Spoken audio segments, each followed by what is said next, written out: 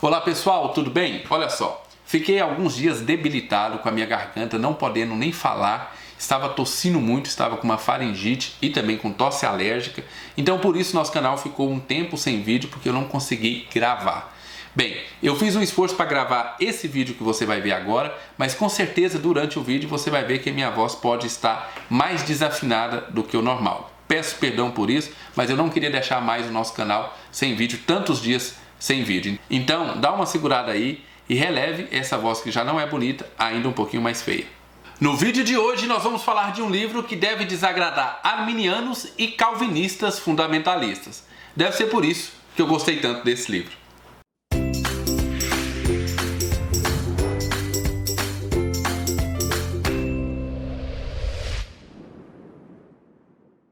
Olá pessoal, sejam muito bem-vindos ao canal Livros e Teologia. Meu nome é Rafael Pablo e hoje eu vou contar para vocês a respeito de um livrinho pequenininho, mas que tem muitos tesouros guardados em seu conteúdo. Eu estou falando desse livro aqui, Cartas a um Jovem Calvinista, do James K. A. Smith, da editora Monergismo, que tem como subtítulo Um Convite à Tradição Reformada. Esse livro foi escolhido para a nossa leitura compartilhada do mês de maio. Isso porque no mês de abril nós tínhamos lido um livro exclusivo de teologia arminiana. Então, nada mais justo que no mês de maio nós lêssemos um livro de teologia calvinista. Só que, o que acontece? Eu sempre coloco lá 3 opções para as pessoas votarem, e no caso das opções do mês de maio, eram todas opções de teologia calvinista. E o mais votado, então, foi esse daqui. Só que eu acho que esse livro decepcionou os calvinistas que votaram nele. Isso porque no mês de abril nós tínhamos lido o livro Teologia Arminiana, Mitos e Realidades, do Roger Olson, da editora Reflexão, que, vamos dizer assim, pega muito mais pesado na defesa do arminianismo. E esse daqui tem uma defesa muito mais light, inclusive com algumas críticas ao próprio calvinismo. Então acredito que alguns calvinistas ficaram decepcionados porque não ficou muito bem balanceado o jogo. Bem, eu também preciso dizer que essa não é a minha primeira leitura desse autor, do James K. A. Smith. Eu já li esse livro aqui, ó, Você é Aquilo que Ama, O Poder Espiritual do Hábito, do James K. A. Smith, da editora Vida Nova. Tem vídeo aqui no canal, eu vou deixar linkado aqui em cima e também lá embaixo na descrição desse vídeo para você saber o que eu achei desse livro. E também, antes de falar do livro propriamente dito, eu preciso mostrar que essa será a nossa leitura compartilhada do mês de junho. Ministérios de Misericórdia, do Timothy Keller, da editora Vida Nova, vai ser a nossa leitura compartilhada no mês de junho. Nós vamos começar no dia 5 e acabar no dia 25. Então, se você quiser participar, ainda dá tempo. Basta você enviar um e-mail para livroseteologia@gmail.com com o seu nome, o seu telefone completo com DDD e a cidade e o estado que você mora, ok? Você ainda pode participar das nossas leituras compartilhadas lá pelo Telegram. Bem, mas deixando isso de lado, vamos ver o que esse livro nos trouxe de precioso. A ideia do livro é bem simples, porém engenhosa. O autor vai tentar discipular um amigo seu que acabou de conhecer a teologia reformada. E o autor se acha capaz de fazer isso porque ele conheceu a teologia reformada mais ou menos da mesma maneira que esse rapaz acabou de conhecer. Então ele vai ensinar o caminho das pedras para esse pupilo. E ele já começa muito bem, porque na introdução ele já deixa isso muito claro, que o calvinismo é muito superior a tudo aquilo que a gente normalmente vê na internet. Olha o que ele diz lá na página 20, para finalizar a introdução. A tradição reformada é um caminho, não um destino. É um meio, não um fim. É um caminho para o caminho, que é a estrada com Jesus. É um barco que nos conduz ao porto do reino de Deus e nos impulsiona a nos encontrarmos com a palavra que se tornou carne. Estas cartas são pequenos e meros panfletos dando as notícias a respeito dessa jornada. No livro nós vamos ter 23 pequenas cartas do autor para o Jesse. São cartas pequenas mesmo, normalmente tem 2, 3 páginas. Uma ou outra carta é um pouquinho maior, mas normalmente são isso mesmo, 2 ou 3 páginas. Tanto que era um livro para a gente ler durante o mês, mas como ele era muito fininho e as cartas eram muito boas de se ler, a maioria das pessoas leu assim em 3, 4 dias, leu todo o livro, porque não aguentou esperar lá o nosso cronograma. Mas deu tudo certo no final. Bem, as cartas são pequenas, é isso que você precisa saber. Outra coisa interessante é que você não tem as cartas do Jesse para o autor. Você só tem a carta do autor para Jesse. Mas fica muito claro o que Jesse está querendo saber pelas respostas que o autor dá nas suas cartas. Então você não se perde no livro, você fica bem inteirado sobre o que o Jesse está perguntando e como ele está respondendo a essas perguntas. À medida que eu fui lendo o livro, eu consegui dividir o livro em 3 partes. No início, o autor vai tentar acalmar o coração do Jesse e vai tentar mostrar para ele que existem algumas tentações que muitos calvinistas iniciantes acabam caindo. Então o autor vai mostrando para ele, olha, não caia nisso, não vá por esse rumo, não vá por ali, porque isso não é a teologia reformada. Bem, na segunda parte, o autor vai tentar levar Jesse por uma longa viagem ao reino da teologia reformada e vai mostrar para ele que a teologia reformada é muito mais do que a soteriologia, é muito mais do que os 5 pontos, a tulip. Vai falar, olha, existe um reino vasto para ser desvendado na teologia reformada. Então não fique bitolado na soteriologia, isso é apenas uma parte da teologia reformada. E por fim, ele vai tentar levar o Jesse a entender a cosmovisão reformada. Ele vai falar, olha, antes de você ficar nessas picuinhas teológicas, tem uma visão reformada, tem uma cosmovisão reformada, que você vai ver que isso é muito mais importante e é muito melhor você defender a cosmovisão reformada do que pontos específicos da sua soteriologia. Então, eu consegui enxergar essas 3 partes no livro. A primeira parte eu vou dar o nome de As Tentações do Jovem Calvinista. Na segunda parte eu posso dar o nome de A História da Teologia Reformada. E na terceira e última parte eu posso falar sobre a cosmovisão reformada. E é sobre essas 3 partes que eu vou falar para vocês agora. Mas antes eu quero te convidar a se inscrever no nosso canal. Se você chegou aqui no canal através desse vídeo, gosta de literatura cristã ou literatura secular lida através de uma cosmovisão cristã, esse canal foi feito para você. Inscreva-se lá embaixo, acione o sininho, já deixe o seu joinha para ajudar na divulgação do nosso canal e também nos siga lá no @livros e teologia no Instagram, porque lá todo dia a gente está batendo um papo, eu estou mostrando para você os principais lançamentos, as promoções e aqueles vídeos que você não pode perder. Então também nos siga lá no @livros e teologia, sem contar que tanto aqui no canal como lá no Instagram está sempre rolando um sorteio. Nessa primeira parte, As Tentações do Jovem Calvinista, o autor vai a todo custo tentar discipular o coração do Jesse para que ele não fique somente em um determinado assunto ou que não caia em algumas armadilhas que o próprio autor caiu quando conheceu a teologia reformada. Então a todo momento você vai ver nas cartas ele dizendo, Jesse, não vá por aí, não pegue esse caminho porque eu já peguei esse caminho e eu sei que não dá certo, isso não é o melhor. Ao mesmo tempo, ele vai dizer para o Jesse que a teologia reformada gosta de perguntas, então ele dá liberdade para o Jesse perguntar o que quiser. Ele vai falar, olha, a teologia reformada gosta dessas perguntas, mas ao mesmo tempo ele vai tentando abrir a mente do Jesse para que o Jesse entenda que teologia reformada é muito maior do que a soteriologia reformada. E ele vai fazendo isso assim, bem sutilmente, sabe? Como, por exemplo, ele vai indicar para o Jesse para que ele leia a Confissão Belga e diz que a Confissão Belga é muito linda, muito boa. Normalmente, um calvinista mais fundamentalista indicaria logo de início o Catecismo de Westminster, mas ele não, ele vai tentando abrir a cabeça do Jesse para informar para ele que a teologia reformada é um reino muito maior do que a soteriologia calvinista. Bem, além disso, ele já deixa muito claro logo no início aqui das cartas que ele vai tratar sim do orgulho de ser reformado, que esse é o principal vício dos teólogos reformados ou calvinistas ou das pessoas que têm o primeiro contato com a teologia reformada. Ele vai dizer que isso é quase como um defeito genético de quem descobre a teologia reformada. Ele vai falar o seguinte, olha, eu preciso te colocar a par desses perigos e dessas tentações a um jovem coração calvinista, porque isso é como eu mostrar para você, por exemplo, o seu histórico de saúde da família. Sabe, quando você vai no médico, normalmente o médico pergunta, seu pai, sua mãe tem problema no coração, esse tipo de coisa? Por quê? Porque se seu pai e sua mãe tiver, provavelmente você pode vir a ter também. Então ele está falando, olha, eu estou te mostrando qual que é o histórico da saúde da teologia reformada, para você já ficar atento a essas doenças, que isso pode te acometer. Bem, eu vou tomar a liberdade de ler um trecho um pouquinho maior de uma das cartas aqui, para que você entenda bem o que o autor quer dizer com essa questão desse orgulho da teologia calvinista ou da teologia reformada.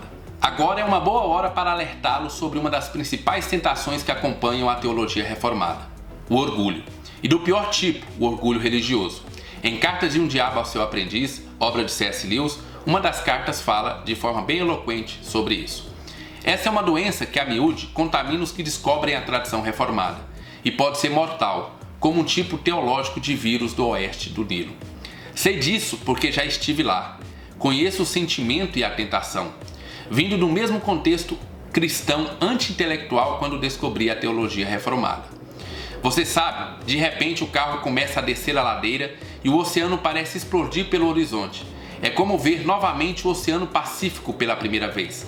A água é tão convidativa que você não pode deixar de dar um mergulho. E então você não consegue entender como os cristãos à sua volta não estão fazendo a mesma coisa. Fica confuso por eles não estarem vendo o mesmo que você. E lentamente, mas com certeza, você se pega olhando para eles com desprezo, tratando-os com um sentimento que passa longe da caridade cristã. E ao mesmo tempo torna-se inflado com aquele tipo de orgulho que provém do conhecimento. Na segunda parte desse livro, que eu dei o nome de A História da Teologia Reformada, o autor vai levar Jesse por uma viagem ao reino da teologia reformada e vai mostrar para ele os principais teólogos, os principais nomes dessa teologia, ao mesmo tempo que vai mostrando as principais vertentes. Sim, segundo o autor, existem vertentes diferentes, mas que se conciliam entre si. Mas o mais importante é que ele vai mostrar para Jesse que a teologia reformada é muito mais ampla do que a sua teologia calvinista. Uma coisa bem interessante desse autor é que ele vai puxar lá desde Agostinho e vai dizer que já em Agostinho existia a semente que iria culminar na reforma do século XVI e século XVII. Ao mesmo tempo, uma coisa que eu já tinha notado desse autor já no outro livro que eu tinha lido dele é que ele é um forte adepto à tradição, ou ele dá uma ampla ênfase na tradição. Ele vai dizer que sem a tradição a igreja fica sem âncora e aí ela fica suscetível principalmente a dois perigos. O primeiro deles é o iluminismo, que é aquela ideia de um teólogo agora ter achado algo totalmente novo que nesses 2000 anos de história ninguém nunca encontrou. É como se só agora tivesse achado o verdadeiro cristianismo. E agora então nós vamos começar a praticar o verdadeiro cristianismo, porque tudo que se passou não poderia ser considerado cristão. Olha só o perigo disso. Bem, o outro perigo é a respeito do primitivismo, que são aquelas igrejas que tendem a fazer o seguinte: esquece tudo da tradição e volta à igreja primitiva, volta lá à igreja de Atos. Então vamos voltar à igreja de Atos, vamos literalmente jogar fora todos esses 2000 anos de tradição e ficar só com a igreja primitiva. Segundo o autor, esse é um outro perigo que podemos correr. Então, por isso que é muito importante você valorizar e olhar e se basear também na tradição. Uma outra coisa bem interessante que eu achei bom o autor ter colocado nesse livro é o seguinte: à medida que ele vai ensinando o Jesse, você descobre que o Jesse também está estudando a teologia reformada com um grupo lá da igreja dele. Mas me parece que esse grupo da igreja dele é daqueles fundamentalistas calvinistas que estuda apenas a soteriologia. E aí o que acontece? Você fica sabendo aqui, pelas respostas que ele dá às cartas do Jesse, que parece que esse grupo não está gostando dele, do autor aqui, porque ele não defende a eleição e predestinação como esse grupo pensa que deve ser defendido. Então, esse grupo começa a colocar assim em conflito o Jesse, falando: olha, esse cara não é calvinista não, afinal de contas ele não está defendendo a eleição e a predestinação como um bom calvinista ou como um bom teólogo reformado faz. E a resposta do autor para essas pessoas é sensacional. Ele diz o seguinte: avisa para esse pessoal aí que a reforma não foi uma reforma soteriológica, foi uma reforma da igreja, e que eleição, predestinação é apenas uma gota no oceano da teologia reformada. Bem, poderiam ter ficado sem essa.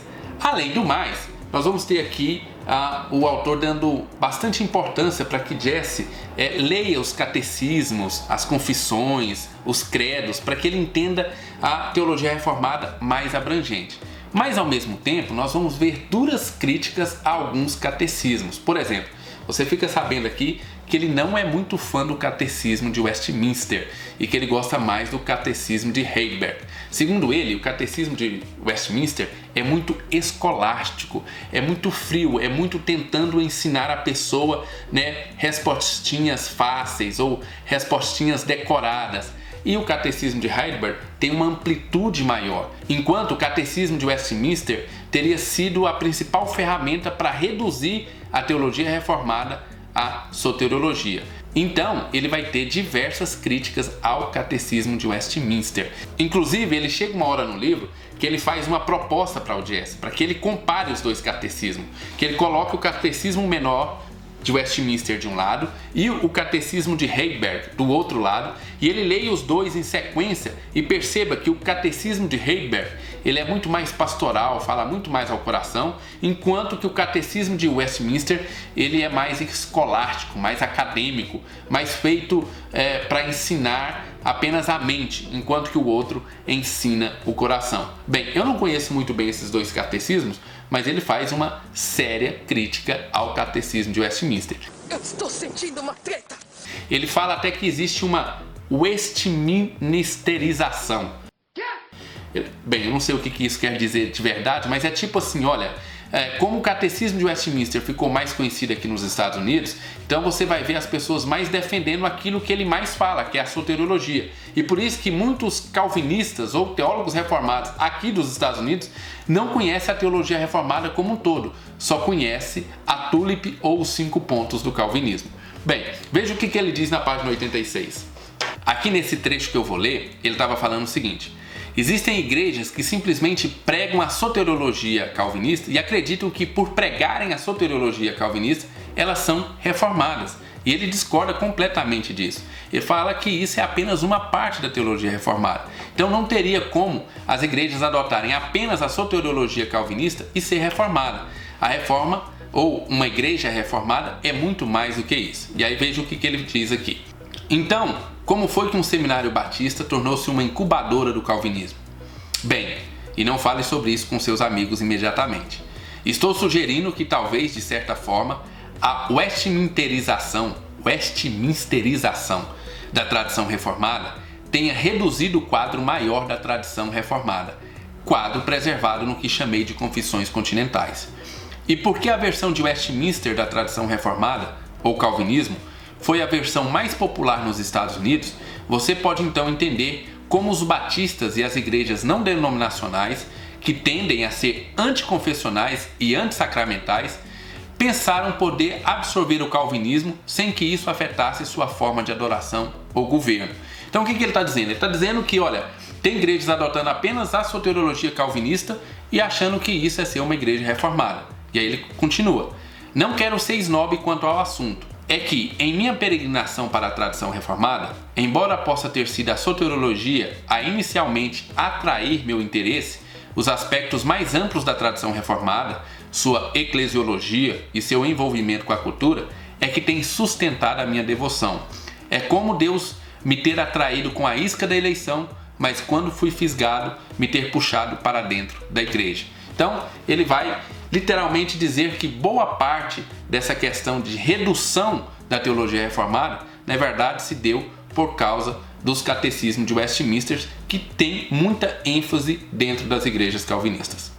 Na terceira e última parte desse livro, que eu dei o nome de Cosmovisão Reformada, o autor vai tentar introduzir Jesse numa cosmovisão reformada muito mais ampla do que a soteriologia.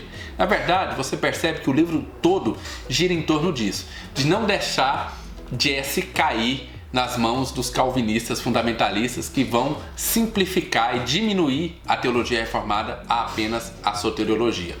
E aqui ele vai dar diversos exemplos de como Jesse pode fazer isso, inclusive citando grandes nomes do calvinismo. Vai pegar muito o exemplo de Abraham Kuyper e as citações de Abraham Kuyper aqui. Ele vai então tentar levar Jesse por esse caminho, tirando ele um pouquinho daquele fundamentalismo teológico e tentando abrir a cabeça de Jesse para que ele entenda que uma cosmovisão reformada é muito mais importante do que apenas a soteriologia reformada. Porque a cosmovisão reformada vai ter dentro dela a soteriologia reformada. Mas se você pegar só a soteriologia reformada, dentro dela você não vai ter toda a cosmovisão reformada. Então ele vai tentando sempre cercar Jesse com isso. Uma coisa interessante é que chega num momento aqui que Jesse está se achando muito reformado para as igrejas que existem por aí. Dá a entender que, tipo assim, não existe igreja reformada o suficiente para aquilo que eu estou aprendendo. Então eu preciso procurar uma igreja que seja 100% reformada.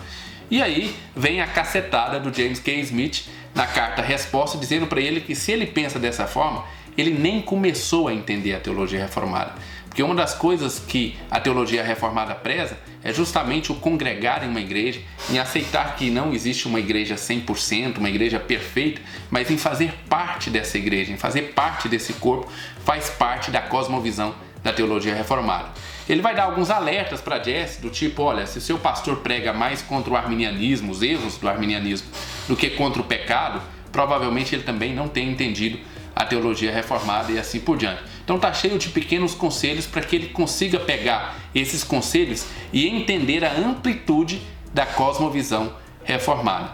Esse é um livro bem interessante para quem está começando a aprender a teologia reformada, principalmente para você não cair naquela fase da jaula, porque eu tenho visto por aí que as pessoas acreditam que aquilo é necessário, né? Você tem que passar pela fase da jaula. Eu não acredito que, se é uma teologia realmente verdadeira, e eu acredito, eu sou calvinista, ainda que mequetrefe, mas ainda sou, eu não acredito que, se essa é a teologia correta, é necessário você passar pelo erro para que você encontre a virtude.